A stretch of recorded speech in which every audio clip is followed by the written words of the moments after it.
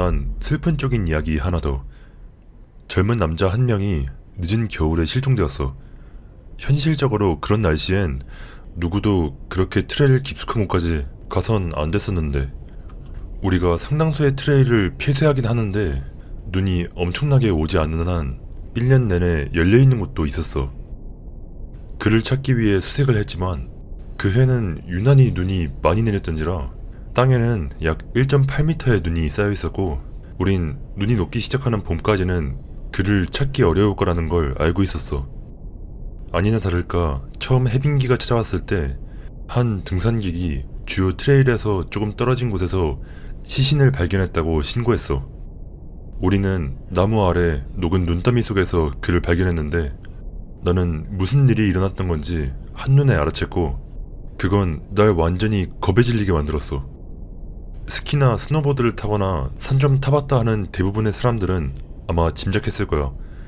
눈이 내릴 때 나뭇가지 아래에는 주변보다 눈이 덜 쌓이거든. 보통 이런 현상은 전나무에서 일어나곤 하는데, 왜냐하면 전나무는 살짝 닫힌 우산 같은 형상을 하고 있기 때문이었어. 그 형상 때문에 결국 나무 밑 주변에 폭신한 가루 같은 눈, 공기, 그리고 나뭇가지가 섞인 빈 공간이 생기게 되는 거지. 그걸 나무 우물이라고 하며, 그게 어떻게 생겼는지 모른다면 대번에 알아채기란 쉬운 일이 아니었어.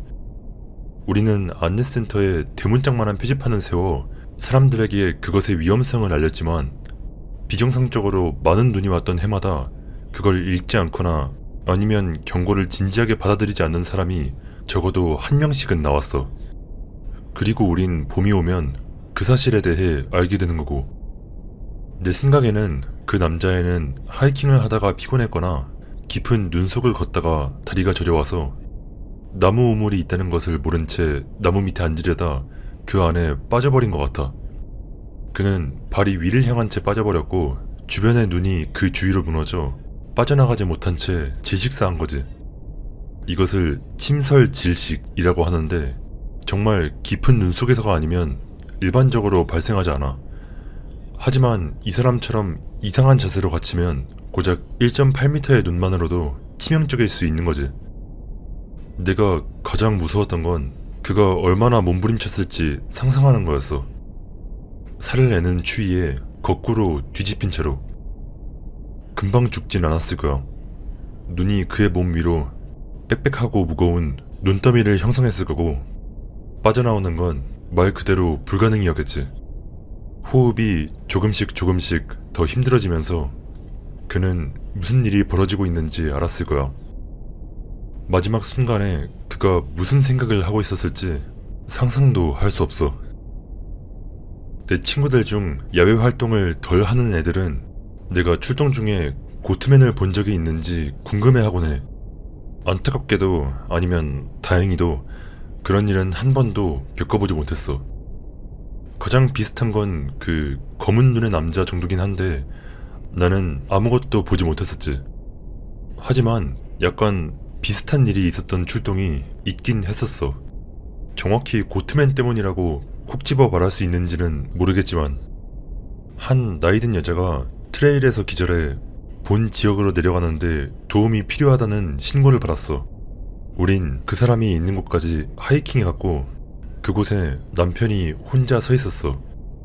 남편이 뛰어서, 아니 조깅을 해서 라고 해야 하나?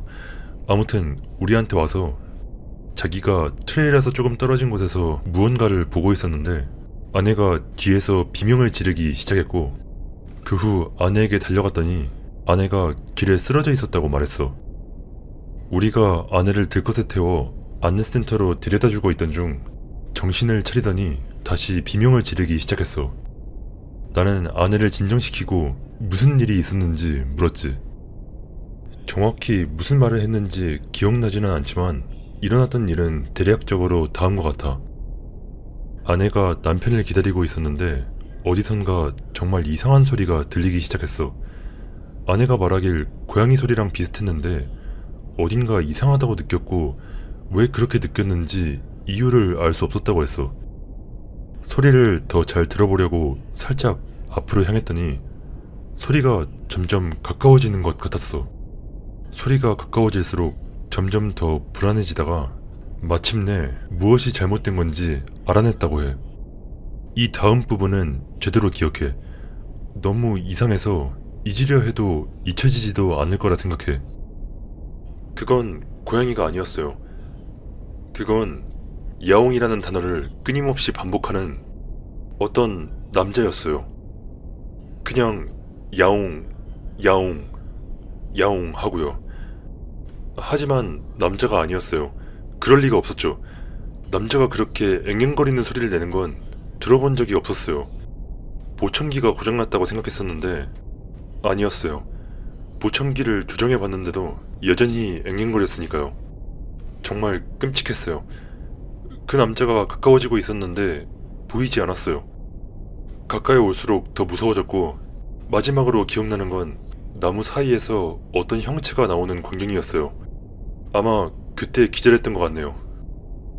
이제 당연하게도 도대체 어떤 미친놈이 숲속에서 사람들에게 야옹야옹 소리를 질러대는 건지 의아해진 나는 산에서 내려오자마자 상관에게 그 지역을 수색해 뭔가 찾을 수 있을지 보러 가겠다고 말했어.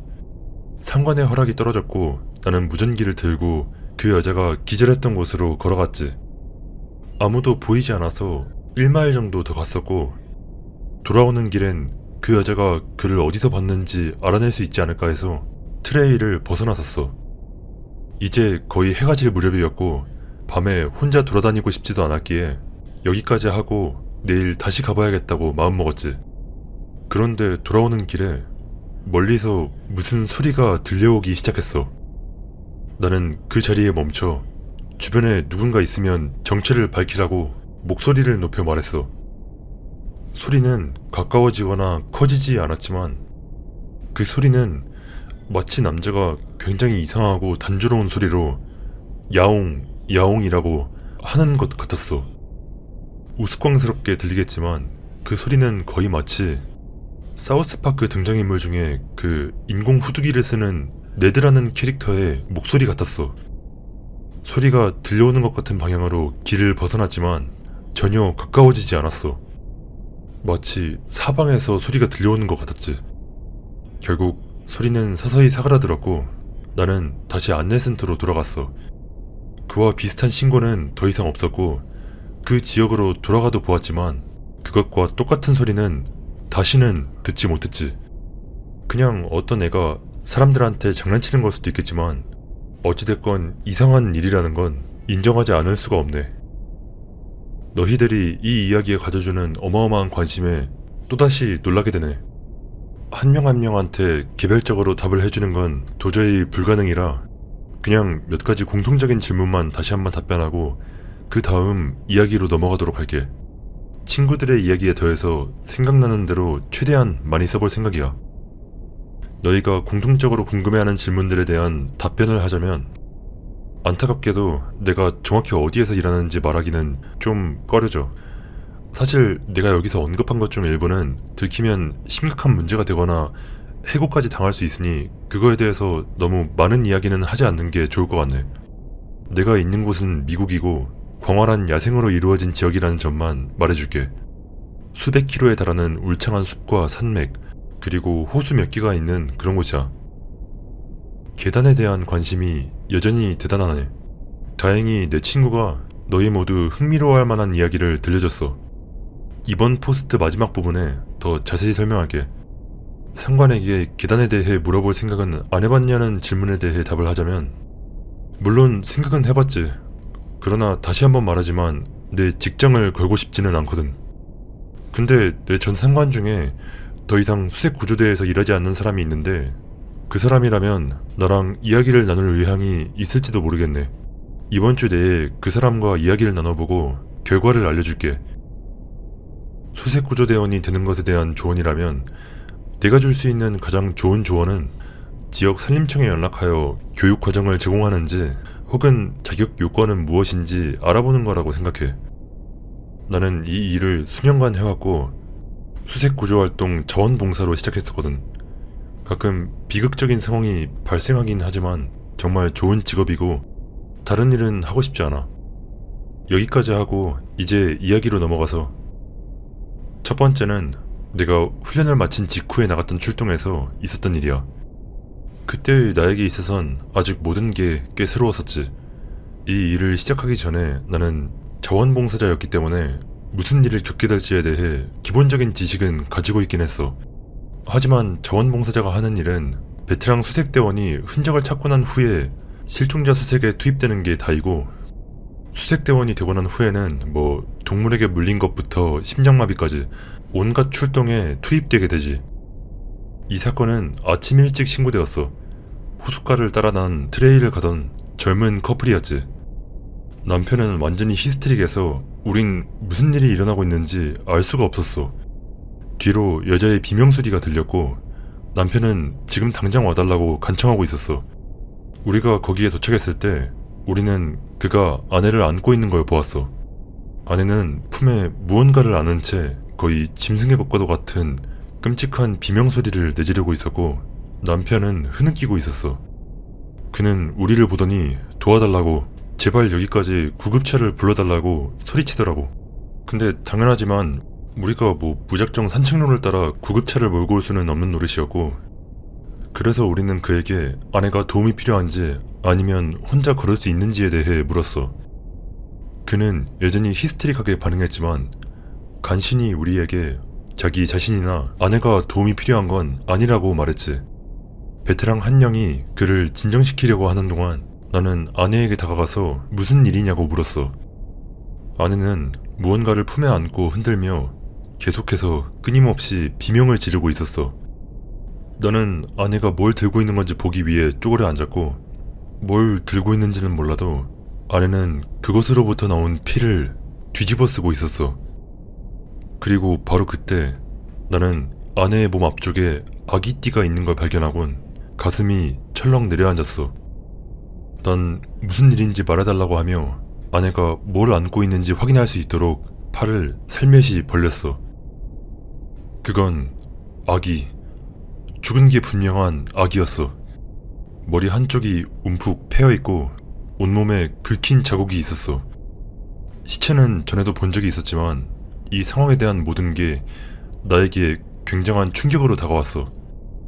마음을 가다듬는데 잠시 시간이 걸렸고 그 후 일어나 옆에 서 있던 다른 베테랑한테 갔어.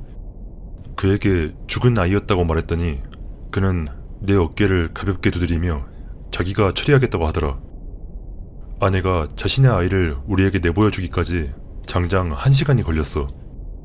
우리가 아이를 데려가려고 할 때마다 더럭 화를 내며 아이를 주지 않겠다며 자신이 아이를 돕게 내버려두면 괜찮아질 거라고 이야기했어. 하지만 결국 베테랑 한 명이 아내를 진정시켰고 아내는 우리에게 시신을 건네주었어.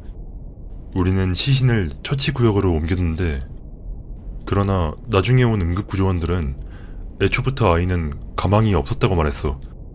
머리의 외상으로 즉사했다면서.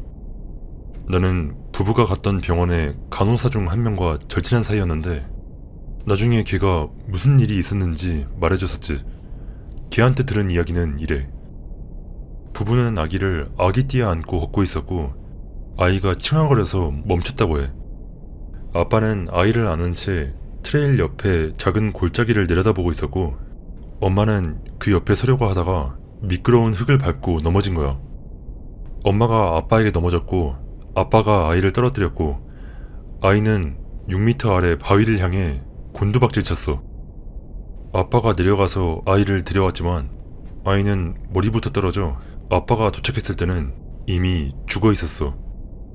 아기가 고작 15개월밖에 안 됐을 때였지. 아무도 예측할 수 없던 급작스러운 사고였어. 일련의 사건들이 최악의 결과를 도출하게 된 거였지. 아마 내가 했던 출동 중 가장 끔찍한 것이었을 거야.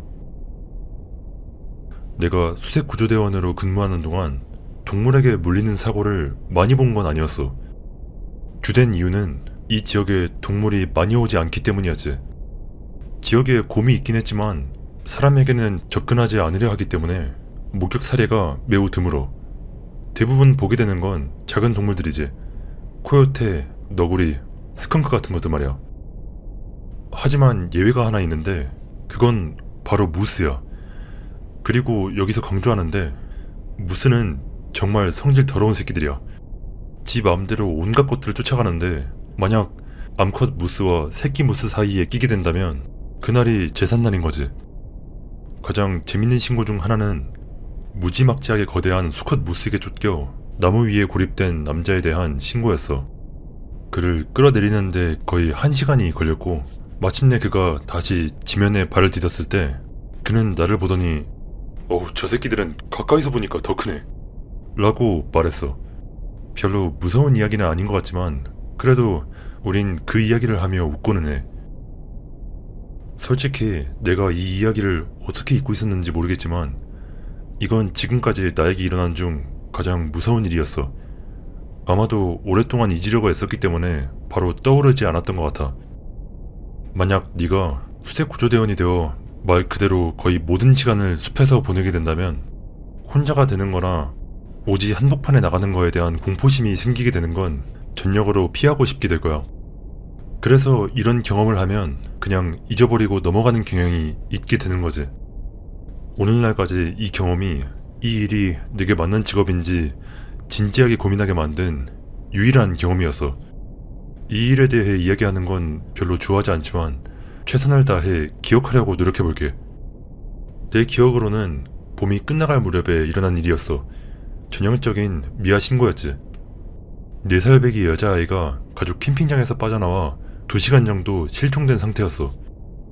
아이 부모님은 완전히 낙담한 채 대부분의 부모님들이 하는 대사를 말했어. 우리 아이는 절대 어디 가거나 하지 않아요. 아이는 근처에 있으란 말도 잘 들었고 한 번도 이런 적이 없었어요. 우리는 부모님께 아이를 찾기 위해 최선을 다하겠다고 약속한 다음 일반적인 수색 대형을 꾸렸어. 나는 친한 동료 한 명과 짝을 지어 하이킹을 하면서 가볍게 수다를 떨었어. 무정하게 들릴지 모르지만 이런 일을 오래 하다 보면 어느 정도 둔감해지기 마련이야. 그게 일상이 되는 거지. 그리고 난 어느 정도 이 일을 제대로 하려면 스스로 둔감해지는 법을 배워야 한다고 생각해. 우리는 아이가 있을 것으로 예상되는 지역을 훌쩍 넘어 2시간 동안 수색을 했고 우리가 작은 계곡에서 나왔을 때 무엇인가가 우리 둘 다 동시에 멈춰서게 만들었어. 우리는 마치 비행기에서 기압이 낮아질 때와 같은 느낌을 받으며 그 자리에 얼어붙은 채 서로를 바라보았어. 기압 때문에 귀에서 딸깍하는 소리가 났고 3m쯤 추락한 것 같은 이상한 느낌이 들었어. 동료에게 같은 느낌을 느꼈는지 물어보려고 했지만 차마 그러기도 전에 내가 태어나서 들어본 것 중 가장 큰 소리가 들려왔어. 마치 화물 열차가 우리 바로 옆을 지나가는 것 같았는데 하지만 이 소리는 위와 아래를 포함해 모든 방향에서 동시에 들려오고 있었어. 동료가 나에게 무엇라고 소리쳤지만 귀가 떨어져 나갈 듯한 굉음 때문에 목소리가 들리지 않았어. 당연히 겁에 질린 우리는 사방을 둘러보며 소리의 근원을 찾으려 했지만 아무것도 보이지 않았지. 물론 내가 첫 번째로 생각했던 건 산사태였지만 우리 근처엔 어떤 절벽도 없었고 만약 있었다 하더라도 이미 우리를 덮치고 있어야 할 터였어. 소리는 계속해서 이어졌고 우리는 서로에게 소리치려 했지만 서로 가까이 서 있음에도 우리는 이 굉음 외에는 아무것도 들을 수가 없었어. 그리고 갑작스럽게 소리가 멈췄어. 마치 누군가 스위치를 내려서 소리를 끈 것처럼 말이야.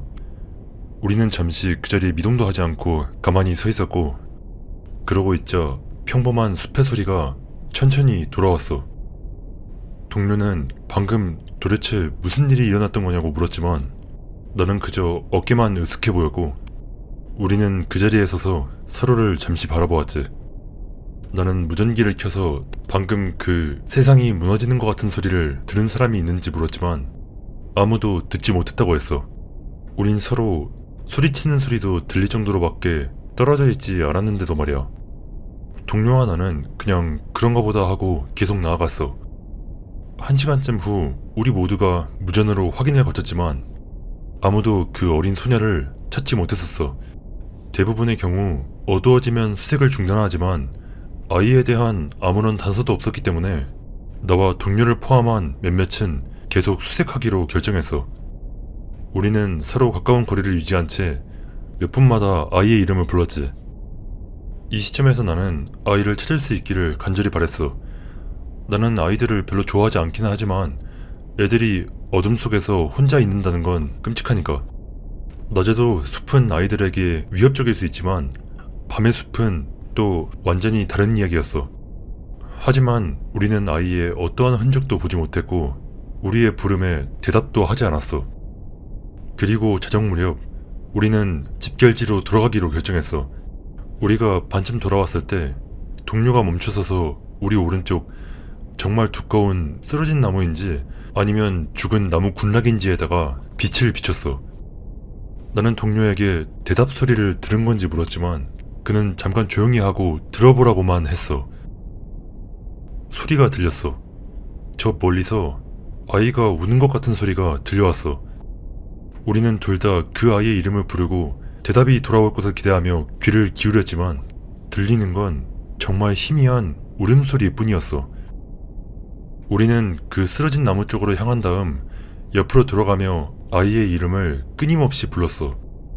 울음소리에 가까워질수록 나는 본능적으로 이상한 느낌을 받기 시작했고 동료에게 무엇인가 잘못되었다고 말했어. 동료는 나에게 자기도 같은 느낌을 받았다고 했지만 우리는 그게 무엇인지 알 수가 없었어. 우린 그 자리에서 멈추고 아이의 이름을 다시 한번 불렀어. 그리고 동시에 우리 둘 다 그 이상한 느낌의 이유를 알아냈지. 똑같은 울음소리가 계속 반복되었던 거야. 작은 흐느낌, 울음, 그리고 조용한 딸꾹질이 계속해서 끊임없이 반복되고 있었어. 매번 완벽하게 똑같이 말이야. 그리고 한마디도 하지 않고 우리 둘 다 달려나갔어. 내가 그렇게 평정심을 잃은 건 그때가 처음이었지만 그건 뭔가 엄청나게 잘못되어 있었고 우리 둘 다 한시라도 빨리 그곳에서 벗어나고 싶었거든. 약속 장소로 돌아왔을 때 다른 사람들에게 이상한 소리를 들었는지 물었지만 우리가 무슨 말을 하는지 아는 사람은 아무도 없었어. 좀 용두사미같이 들릴지는 모르겠지만 그 출동은 오랜 시간 동안 나를 망가뜨려 놓았었지. 그 어린 여자애 같은 경우엔 우리는 다시는 그 애의 흔적을 찾지 못했어. 우리는 그 아이를 그리고 우리가 찾지 못한 다른 모든 사람들을 계속 주시하고 있긴 하지만 솔직히 말해서 우리는 아무것도 찾지 못할 것 같아.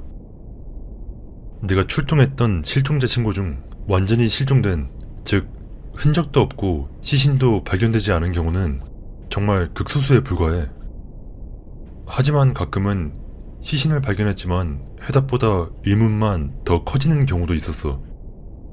여기 우리가 찾은 시신 중에 우리 팀 내에서 가장 악명 높은 것들을 좀 소개해볼게. 실종된 지 거의 1년 만에 유해가 발견된 10대 소년.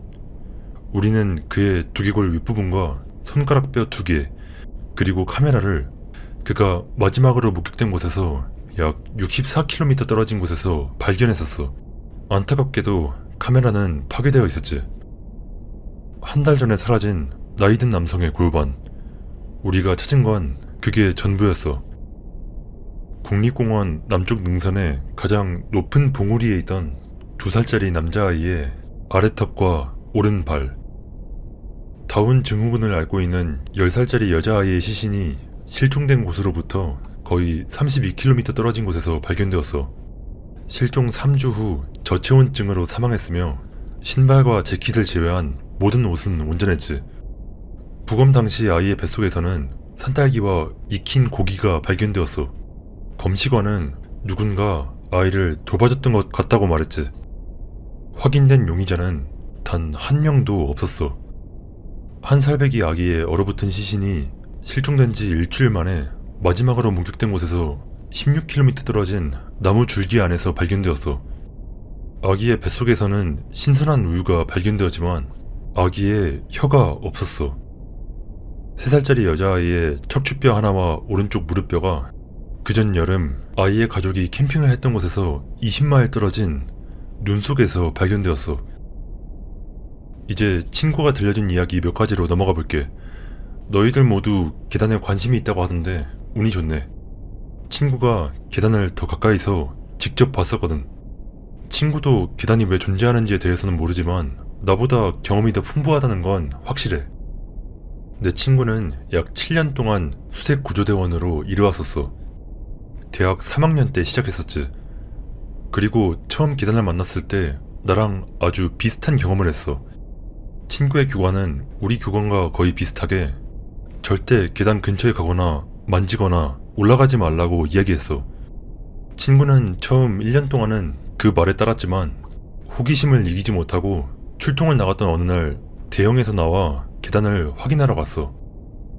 10대 여자아이가 사라진 길에서 약 16km 떨어진 곳에 계단이 있었고 수색견들이 냄새를 추적하고 있었다고 하더라.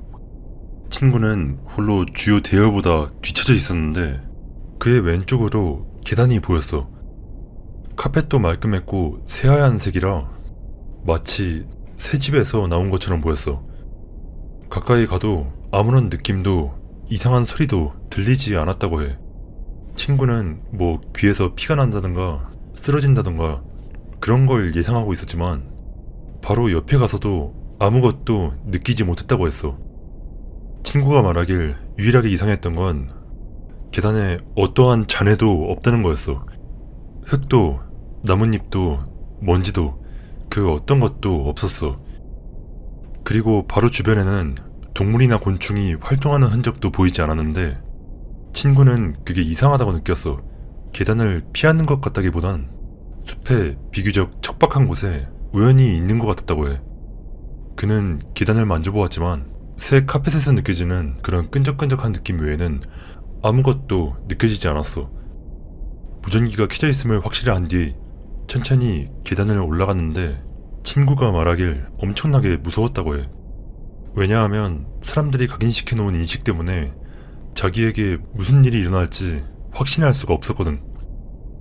친구는 반쯤은 다른 차원으로 순간이동할 거라고 기대하고 나머지 반쯤은 급강화하는 UFO를 보게 될 걸 기대했다고 농담했어. 하지만 친구는 별일 없이 꼭대기에 도착했고 그곳에 서서 주변을 둘러보았어. 그런데 친구의 말에 따르면 계단 꼭대기에 서 있는 시간이 길어지면 길어질수록 뭔가 아주 잘못된 일을 하고 있다는 느낌이 더 커졌다고 해. 친구는 마치 아무 볼 일이 없는 정부 건물에 들어가 있는 것 같은 느낌이라고 묘사했어. 마치 누군가 당장이라도 와서 체포하거나 뒤통수를 쏠 것 같은 느낌이었다고 말이야. 친구는 그 느낌을 떨쳐내려 했었지만 그 감각은 점점 더 강해졌고 그때 친구는 더 이상 아무 소리도 들리지 않는다는 것을 깨달았어. 숲의 소리는 사라졌고 자신의 숨소리도 들리지 않았어. 마치 이상한 중증 이명이라도 되는 것 같았지만 훨씬 더 강압적인 느낌이었지. 친구는 다시 내려와 수색대에 합류했어. 자신이 무슨 짓을 했는지는 말하지 않은 채 말이야. 하지만 가장 이상한 부분은 그 후에 일어났다고 친구는 말했어. 친구의 교관은 그날 수색이 끝난 후 안내센터에서 기다리고 있었고 친구가 떠나기 전에 그를 구석으로 몰아넣었어. 교관은 분노에 찬 표정을 지었고 친구는 무슨 일이냐고 물었어. 너 거기 올라갔지? 친구는 그 말은 질문이 아니었다고 했어. 이어서 친구는 어떻게 알았냐고 물었고 교관은 그저 고개를 저었어. 왜냐하면 우리가 그 애를 찾지 못했으니까. 걔들이 냄새를 놓쳤어. 친구는 그게 무슨 상관이냐고 물었어. 교관은 계단에 얼마나 오래 있었는지 물었고 1분도 채 안 됐다고 대답하는 친구에게 교관은 그 끔찍한 거의 생기 없이 느껴지는 눈으로 친구를 바라보았고 다시 계단을 올라갈 시엔 그 즉시 해고될 거라고 말했어. 교관은 자리를 떴고 그 이후로 친구가 물어본 질문엔 단 한 번도 대답하지 않았다고 해.